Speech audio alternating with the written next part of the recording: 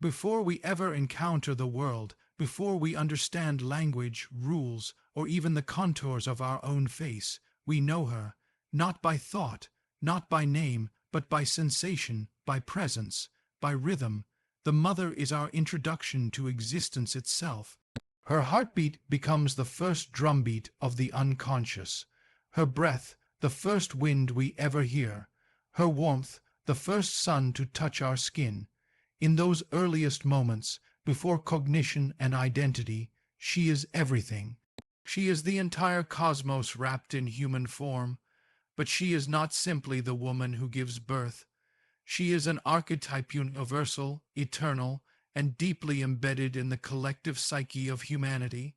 Whether our biological mother was present or absent, kind or cold, nurturing or negligent, the archetype lives on within us. It is not just a personal memory. It is an inherited structure of meaning, inherited like instinct, passed through myth, symbol, and dream. You see it in ancient stories, Isis and Horus, Demeter and Persephone, Mary and Jesus. These are not merely tales of individual mothers and sons. They are expressions of the psychic pattern that defines how human beings understand creation, care, dependence, and transformation. The mother as giver of life, the keeper of safety, the guardian of death and rebirth. She is the soil into which the seed of our being is planted. She surrounds us physically, emotionally, spiritually. From her, we learn what is safe, what is forbidden, what is desirable. Her gaze becomes our first mirror. Her touch becomes our first boundary. If she smiles, we feel that we are worthy. If she withdraws, we fear we have done something wrong. If she is chaotic, we learn to distrust stillness. If she is calm, we carry that peace into the world. Every reaction she has to us in those early days is recorded not in memory, but in matter, in the nervous system, in the flesh, in the unconscious self. This is why the mother archetype is more than a figure. She is a field, a psychic force that shapes the psyche long before logic ever arrives. We don't think our way into her. We feel our way through her, often without realizing it. Even in adulthood, this pattern echoes through our relationships. We seek in others the comfort she gave, or the correction she withheld. We play out childhood dynamics in love, in friendship, in spirituality.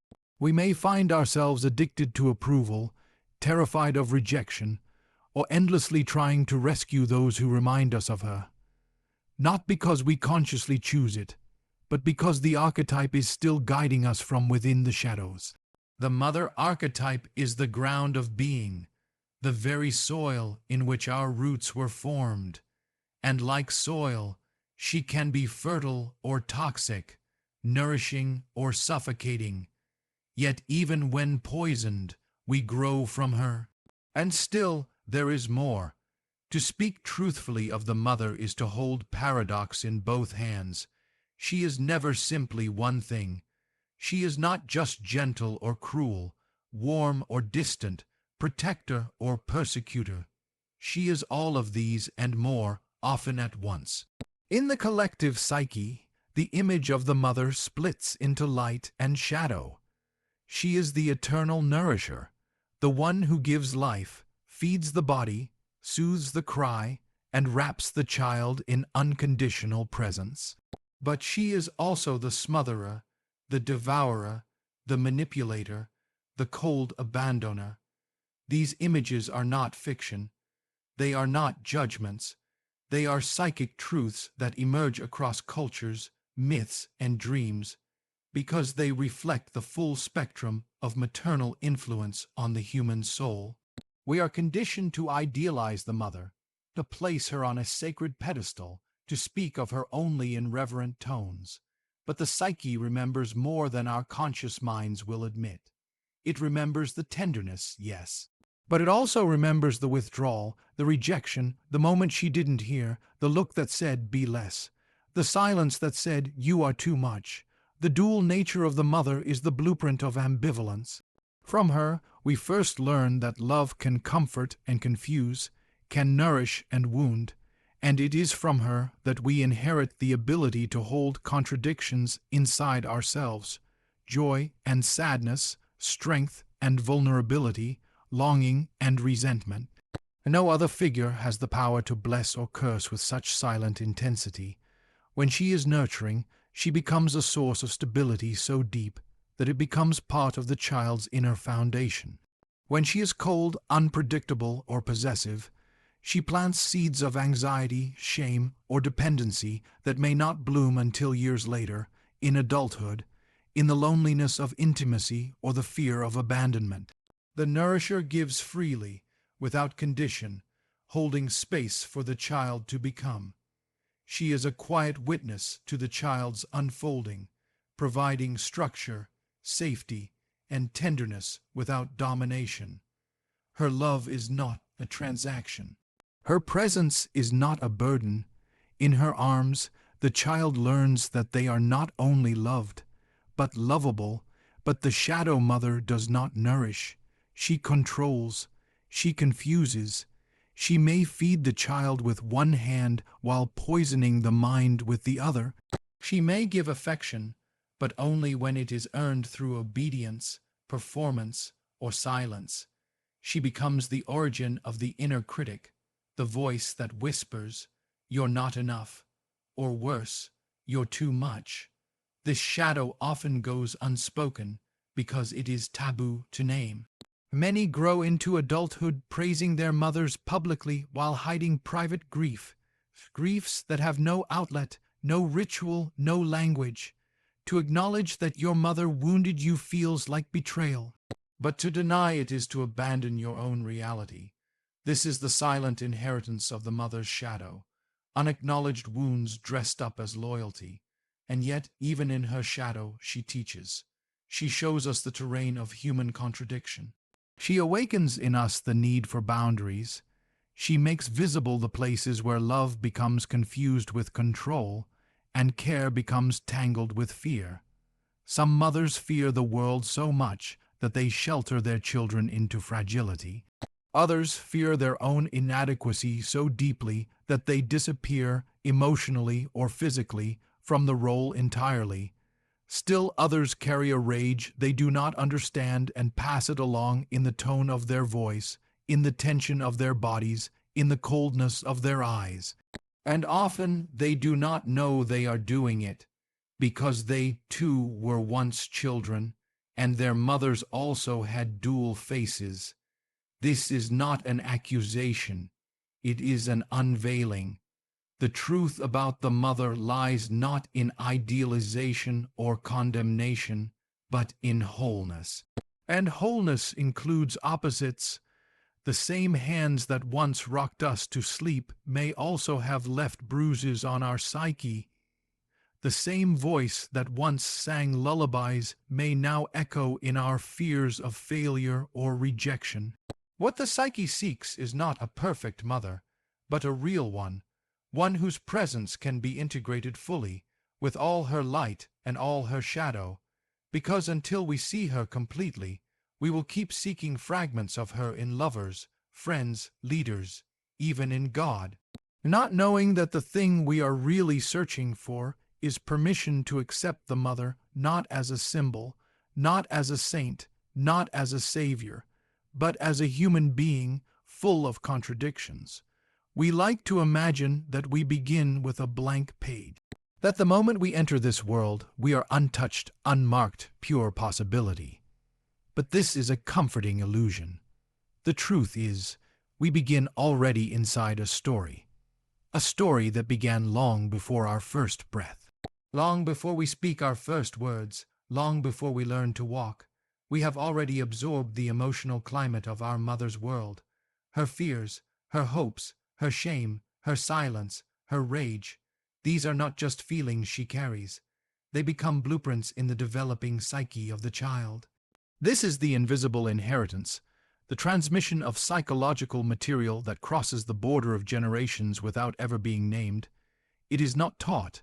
It is not spoken. It is absorbed. A mother who is never allowed to cry often raises a child who apologizes for feeling anything at all. A mother who is taught to be small may raise a daughter who cannot stop apologizing for taking up space.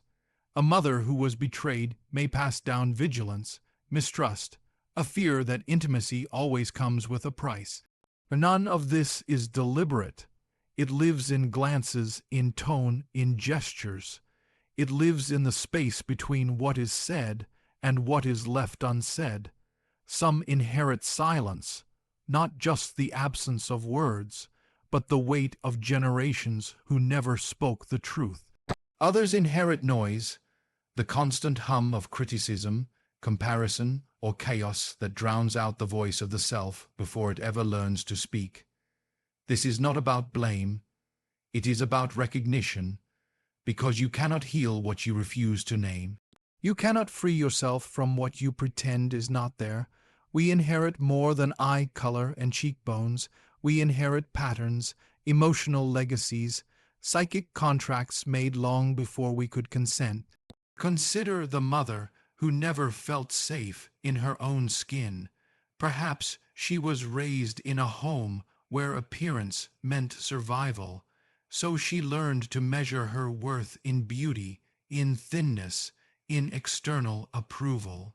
And without words, she passes this down.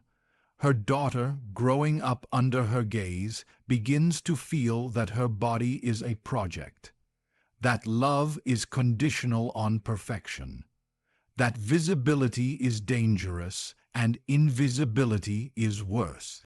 Or the mother who was never allowed to rest, who was taught that value comes from sacrifice, from exhaustion, from putting everyone else first. She doesn't say this directly. She doesn't need to. The child watches her burn out, watches her neglect herself in service of others, and so the inheritance continues. Love equals self-erasure. Care means collapse.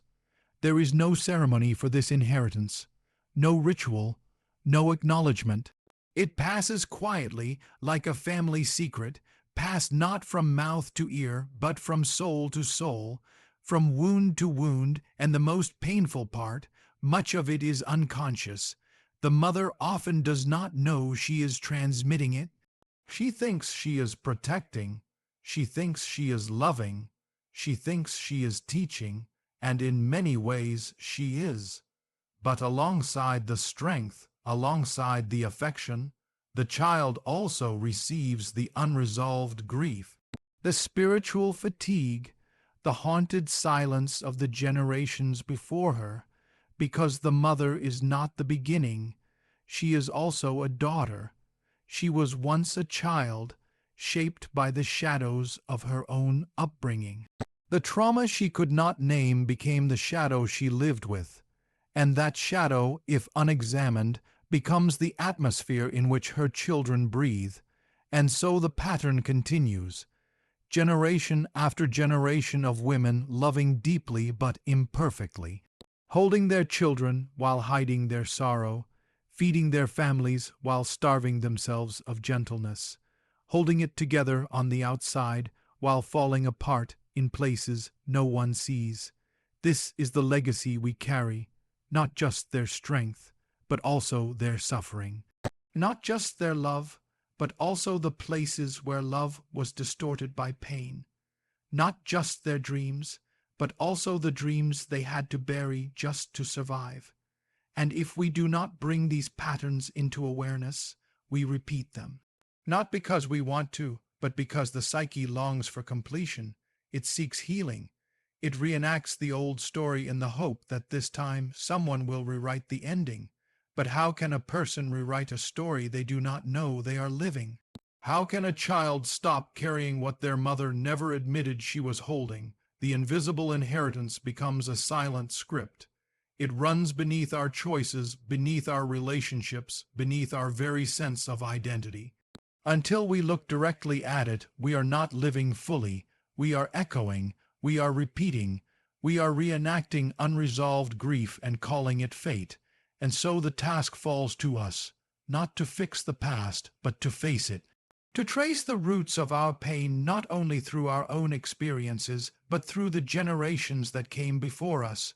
To understand that what we often call personality, may in fact be survival strategies passed down through centuries of unspoken suffering.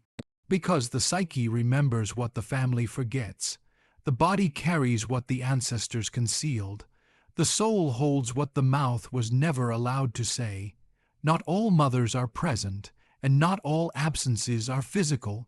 A mother may leave, or she may stay but never truly arrive. She may sit at the dinner table each night but remain miles away, emotionally unreachable, psychologically withdrawn, spiritually opaque. Her presence, though visible, becomes spectral. She hovers like a figure in a dream, there but not really here. This is the silent power of the absent mother. We often think of absence as emptiness, but in the psychic realm, absence has weight. It leaves impressions not through action, but through omission. Not through what was done, but through what was never offered. The words never spoken, the comfort never given, the gaze that never met the child's eyes with warmth or recognition. In the life of the child, the absent mother becomes a question that never receives an answer. She is the origin of yearning, the echo that reverberates throughout every later relationship. The child learns to search, to reach, to strive, not necessarily for love itself, but for the feeling of being seen. And when that feeling is not mirrored back by the mother, the child begins to question their own existence. Am I too much? Am I not enough? Am I even real? In this vacuum of maternal attunement, the child becomes the one who adjusts, who performs, who caretakes. The roles reverse. The child becomes the emotional container for the mother's absence. This reversal may never be noticed externally. It may be hidden behind smiles, good grades, quiet compliance. But within, the cost is profound. The absent mother creates a relational wound that is hard to name because it is defined by what is missing.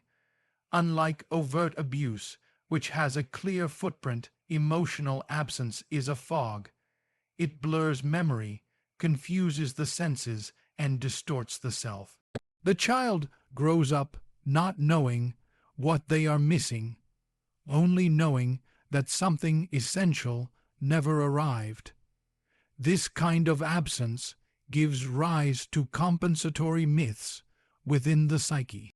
The child may create an idealized image of the mother, an internal fantasy of warmth and presence, constructed to protect against the unbearable truth of her emotional vacancy.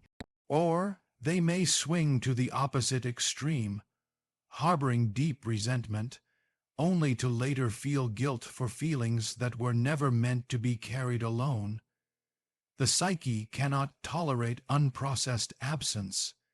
It demands meaning. It demands closure, and when it cannot find these in the real world, it invents them. Thus, the child of an absent mother may become hyper, independent, rejecting all vulnerability, or overly dependent, forever seeking in others the maternal attunement they never received. And still, the absent mother remains powerful, not because of what she did, but because of what she withheld. Her silence becomes a script, her neglect becomes a gravity, her withdrawal becomes a gravitational pull in the inner world, shaping how the child experiences love, safety, and identity. What is most haunting about this kind of absence is that it is often invisible to others. The absent mother may appear competent, even generous, to the outside world. She may be praised for her sacrifices, her strength, her survival. But inside the home, or inside the child's heart, her unavailability lingers like a shadow that can never quite be named. And for the child now grown, this absence doesn't end with adulthood.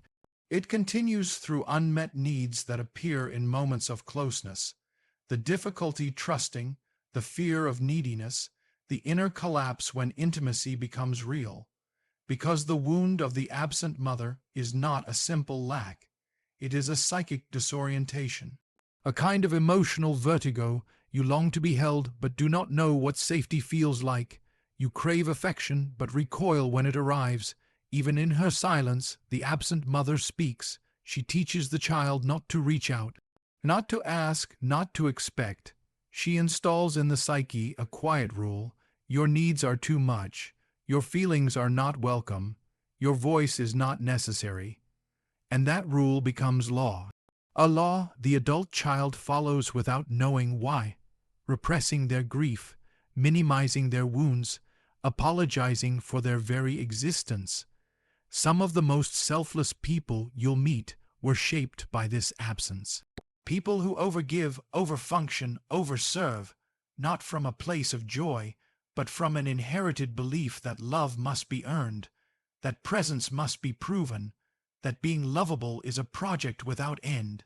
Others, in contrast, carry a quiet bitterness, a subtle cynicism toward warmth, a deep mistrust of softness. They may avoid emotional closeness altogether, mistaking numbness for strength, detachment for peace. And in both expressions, the absent mother lives on, not in body, but in psychic form, as a template, as a pattern, as a silence that echoes inside. Her impact is not in the moments she missed, but in the parts of the self that never had a place to grow in her absence. Because when a mother is emotionally absent, the child loses more than affection. They lose a mirror for their soul. They lose the early experience of being deeply known and deeply accepted. And without that mirror, the child must build a self from fragments, from guesses, from the reactions of others, from roles and masks and dreams that never quite feel like home. And still, there comes a time, often late, often painfully, when the soul begins to whisper a forbidden question: who am I apart from my mother? Not as her child, not as her extension, not as her mirror, but as a distinct and sovereign self. This is the beginning of liberation. The path is not rebellion, nor rejection, nor denial. It is individuation, the slow, inner emergence of a self no longer shackled to the unconscious bonds of the mother. Complex, and though it may appear as disloyalty on the surface, in truth, it is the first act of true inner loyalty, the reclamation of one's own psychic life. The mother, complex, is not the mother herself. It is the internalized relationship to her. It is the network of feelings, expectations, projections, and identifications that bind the child to the maternal figure long after childhood has passed. In this complex live both nourishment and wound, both longing and resentment, both adoration and unconscious bondage. For some, the mother, complex, is infused with dependency, an inability to make decisions without her approval, a deep fear of disconnection, a guilt that arises even at the thought of separation. For others, it is rebellion masked as freedom, an identity built in opposition, not in authenticity. I will never be like her, they say, and yet their lives revolve around avoiding her ghost, still governed by the very presence they deny. To individuate is not to kill the mother. It is to differentiate from her psychic gravity, to peel away the layers of internalized narratives, what she feared, what she valued, what she silenced, what she demanded, and ask, which of these are truly mine? Which of these were inherited, unconsciously absorbed, never questioned? Because the mother, complex if left unexamined, can become a prison made of love, a gilded cage built from her dreams, her grief, her expectations, and her fears, handed down like sacred scripture, never to be rewritten. The child becomes the vessel of the mother's unlived life, her unrealized ambitions, her unspoken sorrow, her repressed rage, her cultural constraints, and what begins as love becomes obligation. What begins as connection becomes entanglement. Individuation is the sacred process of untangling. It begins with grief, the grief of illusions lost, the grief of realizing that the mother, in her totality, is neither goddess nor demon, but a human being shaped by forces beyond her control. To see her clearly is to mourn the fantasy and meet the truth. It is to walk through the fire of discomfort, knowing that clarity often feels like betrayal, but in this clarity the self begins to emerge, not as a reaction to the mother, not as a reflection of her, but as an original pattern, a psyche with its own direction, its own rhythm, its own calling. And the cost of this emergence is high, for to individuate means to lose the unconscious comforts of fusion, to leave behind the safety of pleasing, to risk being misunderstood. It means learning to hear one's own voice, even when it contradicts the echo of the mother's teachings. This does not mean the end of the relationship, but the end of identification, the end of psychic dependence, the end of internal slavery. Often, the mother lives on within, long after her physical presence fades. She speaks through self-doubt. She watches through internal surveillance. She criticizes through the inner voice that says, "That's not how we do things." And to liberate the self from this voice is not an act of cruelty. It is an act of inner resurrection. In this liberation, the self is no longer a child, no longer waiting for permission, no longer chasing approval. It becomes an adult in the truest sense, responsible for its own choices, rooted in its own center, capable of holding the tension between inherited love and authentic becoming. The archetypal mother, when fully integrated, becomes an inner well of strength, not a source of control.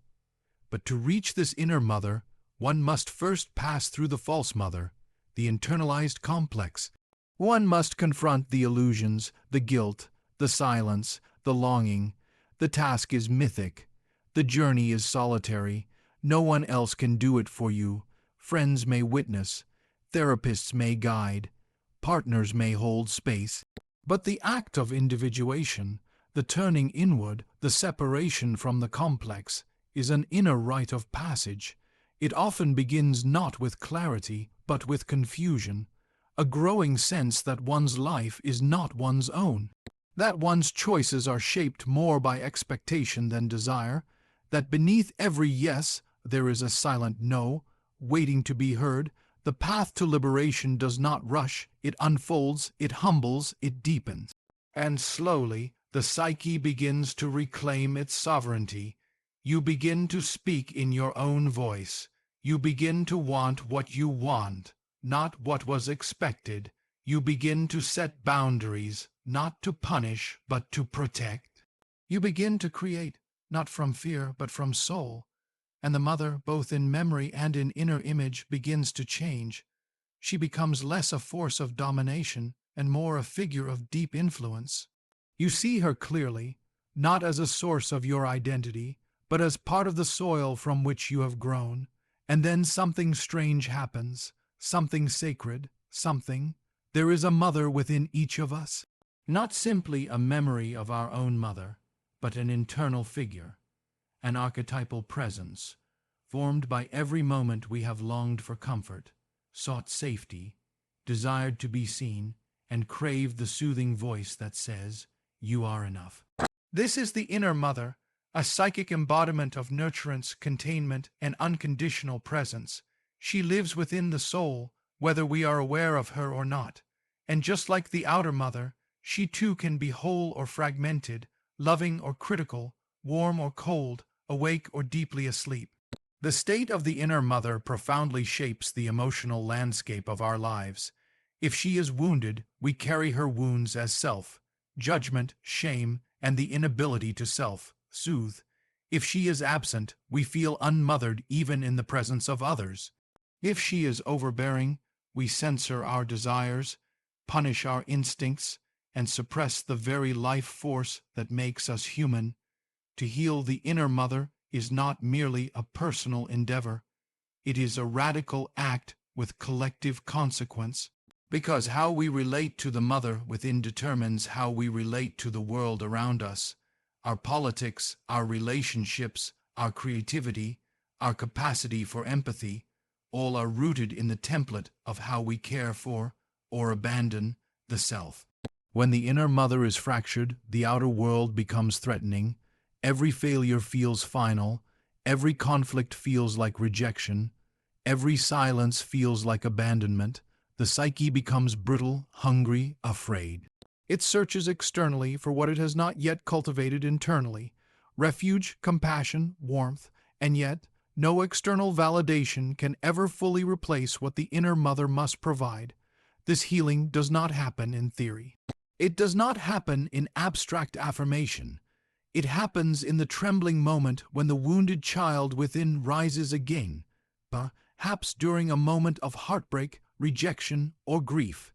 And this time, instead of pushing her away, we meet her. We do not silence her with logic. We do not abandon her in performance. We sit with her, we listen, we hold, we allow her voice to shake, we allow her tears to come, and through that sacred witnessing, the inner mother begins to awaken. She is not found in perfection. She is not found in ideology. She is found in presence, in the capacity to remain with the self in moments of unbearable feeling, without judgment, without urgency, without the need to fix. This is how the mother within heals, by becoming what she never received, by offering to the self the warmth that was denied, by reclaiming the right to rest, to weep, to play, to say no, to say yes, to take up space not because we have earned it, but because we exist. And as the inner mother heals, a new posture emerges in the world. We become less reactive, less consumed by scarcity, less addicted to external approval. We begin to see others not as threats or saviors, but as fellow travelers, each carrying their own unmothered parts. We stop projecting our unmet needs onto lovers, friends, leaders, and gods.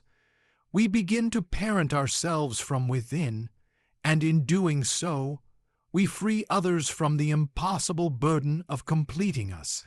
The healed inner mother allows us to hold paradox, to be strong and soft, disciplined and gentle, independent and interconnected. She teaches us to nourish without losing ourselves, to care without collapsing, to give without self-erasure. And when this inner nurturance flows freely, it radiates outward. We mother our communities differently. We respond to injustice not with vengeance, but with the fierce tenderness that protects without destroying. We raise children who do not inherit our silence, our shame, our severance.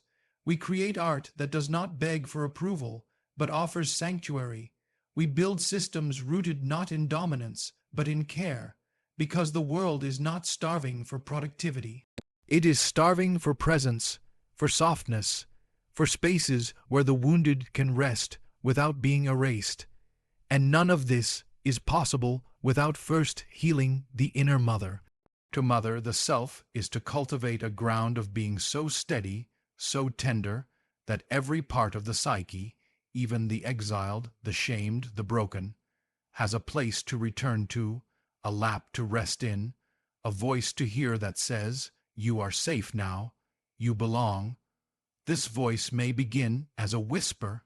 It may sound foreign at first, awkward, even false, but with time it deepens, it roots, it becomes a presence we carry wherever we go, and as it grows stronger, the architecture of the world begins to shift.